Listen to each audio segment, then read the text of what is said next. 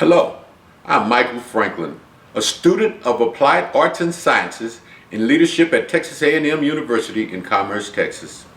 Today I will be expressing my particular viewpoint on the importance, construction, and expected outcome of a personalized Leaders Diversity Plan for Action. Leaders today face a global impact of diversity, and the world of employee attributes is an evolving one. Many people have special skill sets and different scopes of employability than some employees of days past. Technology is advancing. Leaders must capitalize on employee base that may perhaps be immersed in cyber-secured intellectual property of performing arts. Could be robotics in industrial manufacturing, or perhaps even employing drones in forestry research and conservation. Traditional skills also retain relevance, and customer service agents, consulting advisors, and healthcare providers are all examples of interesting places to take advantage of the diverse workforce. As a youngster of 12 years old, I often sought the advice of my grandfather. He had a very profound prerequisite to his relatable advice for decision making. His words rang strong. It takes all kinds of people to make a world. He would go on to explain the behavior of other folks and reinforce that I would never meet them all, but that they all had a story to tell. That simple fact, all kinds of people make a world, grants me the opportunity to effectively stand in the door of success and use that fact wisely.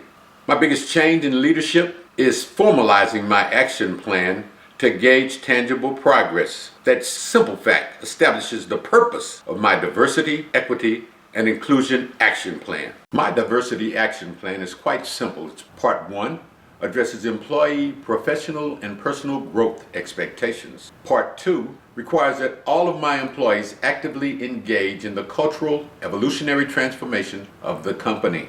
And it requires the teams to build mutual trust through cultural and dignified interactions. Part 3 promotes feedback, allowing follow-up to evaluate the effectiveness. And Part 4 allows for the revision based on the needs of the company, the employees, and leadership. We have the flexibility to change if needed. The application of the plan is detailed. At intake, we delve into the particulars of why the interviewee chose our company and the expectations of equitable conduct they seek in us. One example is to ask the interviewee about their views on the immediate geographic areas and opportunities for personal enjoyment. We solicit hobbies that they may have. We ask about their views on company picnics, dinners, outings, and things of the sort to let them know that the employee team building events are on the table. Once on board the team, we require members to use communication channels to leadership.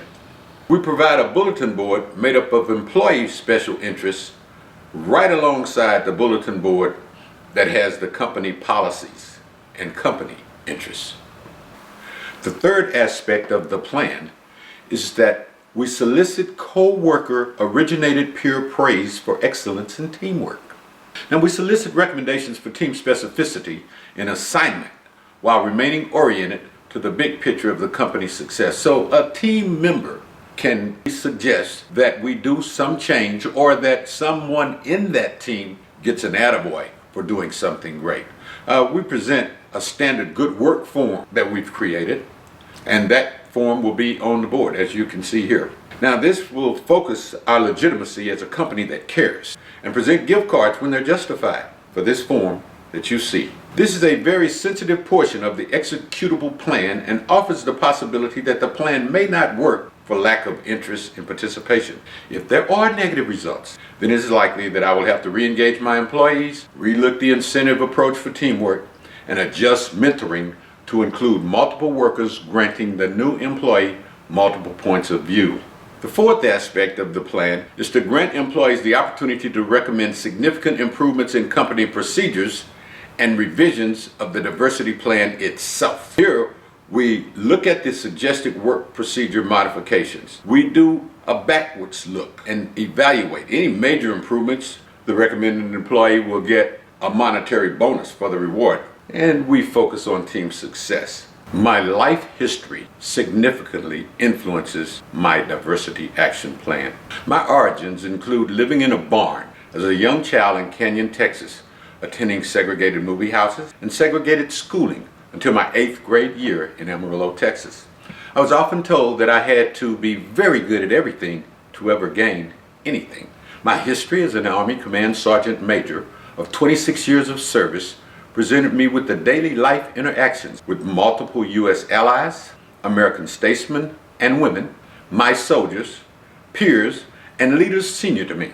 I witnessed legal slavery in countries who accepted servitude and inequality as a way of life. I later taught military leadership to a diverse group of high schoolers for more than 19 years in Plano, Texas. These factors all contribute to my desire for this diversity action plan. Here is my plan. First thing that you get is the intake. During that interview, we want to determine self-efficacy. What types of things motivate this person? What are their personal goals? What do they expect of us as a company? Once we've hired this person, we're going to feed them the possibilities of success through mentorship. We're going to have a person that's demonstrating the cultural acceptance of others as they exemplify the cultural acceptance of the new person. The third phase is active feedback. This person realizes their voice is important to us as an organization. And then we also want you to have the opportunity to bring in that information that's going to enhance and smooth out our processes and make us a better company. Lastly is the revision process. And in the revision process, we relook everything. We do as any other organization would do. We talk about the progress that we believe we should have made, progress that we have made, and progress that we would like to make in the future. And if there are things that come from the brainstorming processes within the cultural identity of the organization, we take that and we use it to improve the organization. So, for lack of a better term, it takes all kinds of people to make a world. And diversity is a big part of that world. So in conclusion, common sense is a relative term and may be misleading with people of diverse backgrounds.